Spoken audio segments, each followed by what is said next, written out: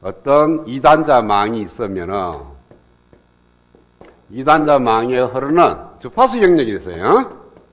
타임 영역이 아니고 주파수 영역에서 얘기를 하는 겁니다. 주파수 영역에서 어떤 2단자 망, 단자가 2개 있는 소자에 흐르는 전류를 I라고 두고 소자에 걸리는 전압을 V라고 뒀을 때 V와 I가 비례하는 관계를 만족하고 그 비례 상수를 우리는 G라고 표현을 하게 됩니다. 이때 이 G를 갖다가 우리는 뭐라고 얘기하냐면 임피던스라고 얘기를 해요.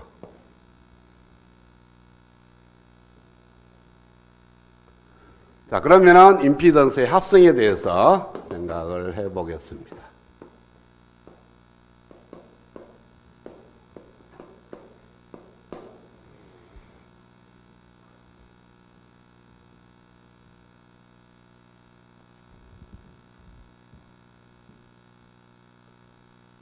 자, 타임 영역에서 여러분들이 지금 알고 있는 소자가 보면은 전압은 전류원, 저항, 인덕터, 캐패시터. 좀 더 나가면은 다이오드, 그 다음 좀 더 가면 트랜지스터, OP앰프 이렇게 쭉 가는데요. 지금 여러분은 회로 이론에서 비우는 소자라는 것은 전압은 전류원, RLC 이렇게 5가지 케이스인데 타임 영역에서는 미분치가 들어갑니다. 적분치도 들어가고 특성 시간에. 그러나 얘네들이 다 주파수 영역으로 오니까 어떻게 됐냐면은 전압원과 전류원과 RLC가 하나로 표현돼요. 임피던스 G로.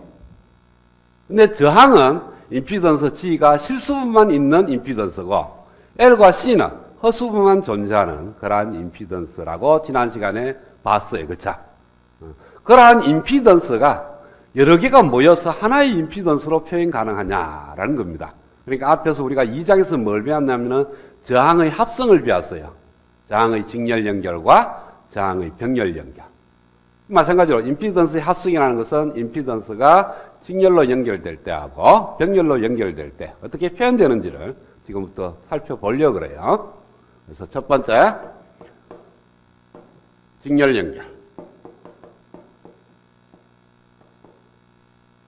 직렬 연결의 정의가 뭐냐 하면은 소자에 흐르는 전류가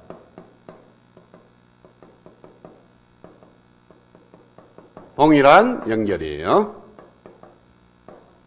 그러니까 소자 1에 흐르는 전류가 그대로 소자 2에 흐르고 소자 2에 흐르는 전류가 그대로 다른 소자에도 흐르는 걸 갖다가 우리는 직렬 연결이라고 얘기를 합니다. 그래서 G1이라는 소자에다가 흐르는 전류가 그대로 G2에 흘러가고요. 그래서 쭉 가서 GN까지 이렇게 흘러서 다시 원래대로 돌아옵니다. 그래서 이 전체를 하나의 또한 2단자 망으로 보겠다는 거예요. 자, G1에 이 전체가 흐르는 전류가 동일하게 I라는 페이지로 흐르게 될 거예요. G1에도 I가 흐르고 G2에도 I가 흐르고 모든 소자에 흐르는 전류가 I로 같습니다.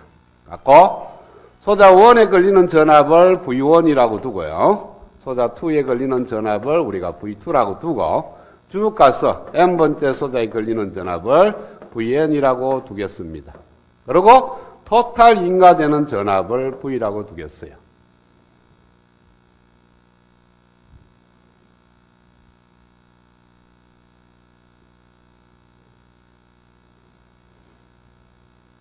자, 그래서 만들어지는 루퍼 방정식을 한번 볼까요?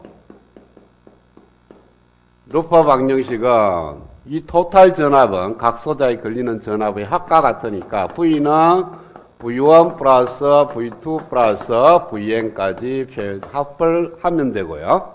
그 다음에 각 소자의 특성식을 들다 보면 V1은 G1의 I1, V2는 G2의 I2, I2인데 전부 다 I죠, 그쵸? Vn은 Gn의 I 이렇게 쓸 수가 있을 거예요.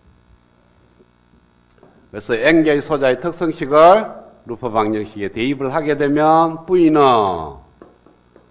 G1, G2 쭉 해서 Gn까지의 합에다가 전류 페이지 I를 곱하면 됩니다.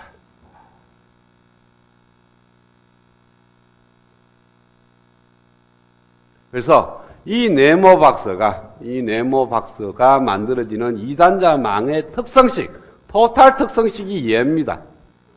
그러면은 어떤 소자가 하나 있는데 어떤 소자냐면은 GEQ만한 임피던스를 갖는 소자 하나가 딱 있을 때 이 소자가 갖는 특성식을 한번 보자고요. 그러면은 외부에서 인가되는 전압이 V, 흐르는 전류가 I라고 뒀을 때 이 소자의 특성식은 V는 GEQ에다가 곱하기 I가 될 거예요. 그렇죠?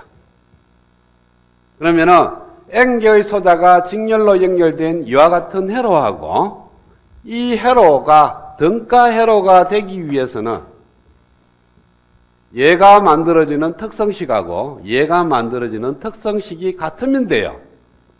그러니까 등가 회로라는 게 뭐냐 하면은 특성식이 같은 회로를 등가 회로라고 얘기를 합니다.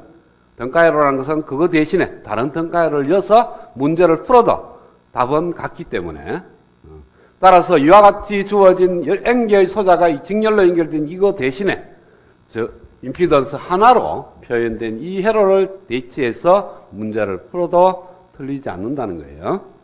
그랬을 때 쟤하고 얘하고가 등가 회로가 되기 위한 조건이 GEQ가 얼마가 되느냐 하면은 모든 임피던스의 합과 같으면 됩니다.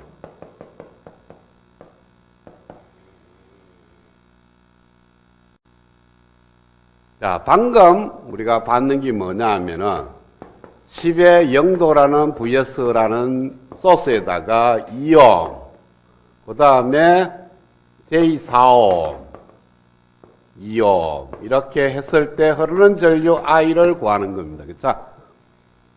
자, 이거하고 이 세 개의 임피던스 세 개가 하나의 임피던스로 곤친다면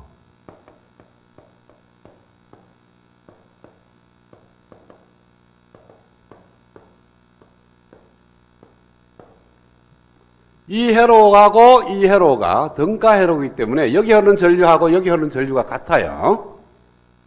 그렇죠? 그 다음에 GEQ는 어떻게 돼요? 세 개가 직렬 연결이니까 세 개의 임피던스를 더하면 된다. 그래서 J4 플러스 J4가 돼요.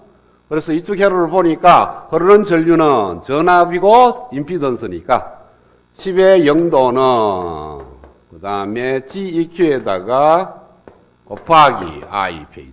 따라서 I는 아까 그대로 풀면 돼요. 얘를 1로 넘어가면 되니까. 그래서 4분의 5 루트 2에 마이너스 45도 이렇게 나온다. 그 다음에 오메가를 알고 있으면 타임 영역으로 옮기면 되는 거고요.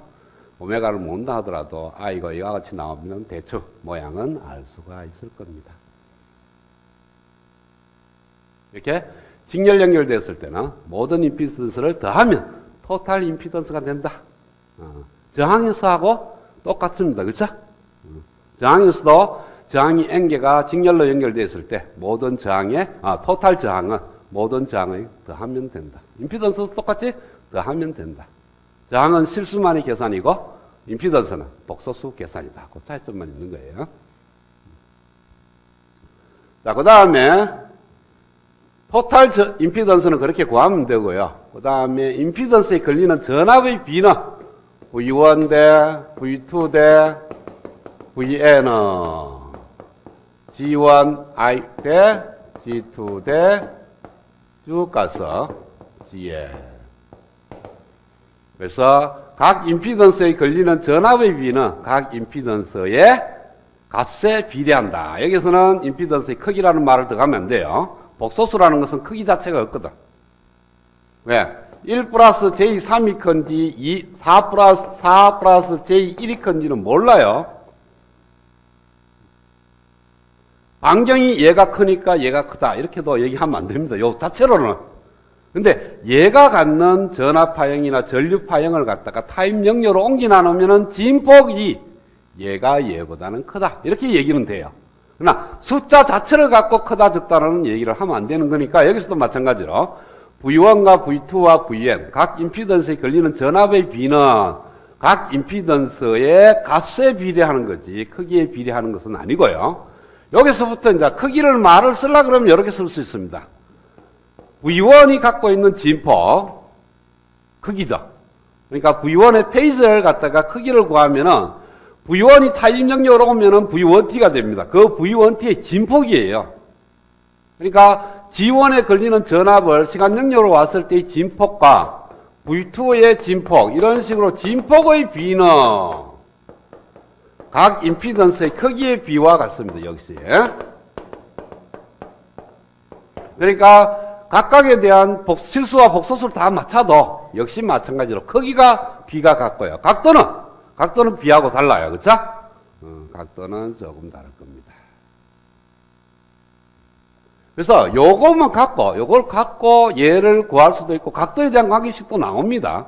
만약에 두 개가 이렇게 돼 있다. V1 대 V2가 G1 대 G2다. 이렇게 되면요. 어떤 관계를 만족하냐면은 V1 페이지에다가 G2 페이지를 곱한 것은 V2 페이지에다가 G1의 페이지를 곱한 것과 같은 거니까 이 전체의 크기는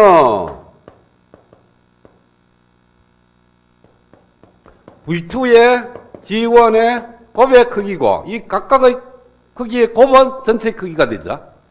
그런 식으로 크기에 대한 관계식을 구할 수가 있고 각도는 이와 같은 관계식으로부터 각도의 관계식을 어떻게 구할 수 있냐면은 V1이 갖고 있는 각도 더하기 G2가 갖고 있는 각도는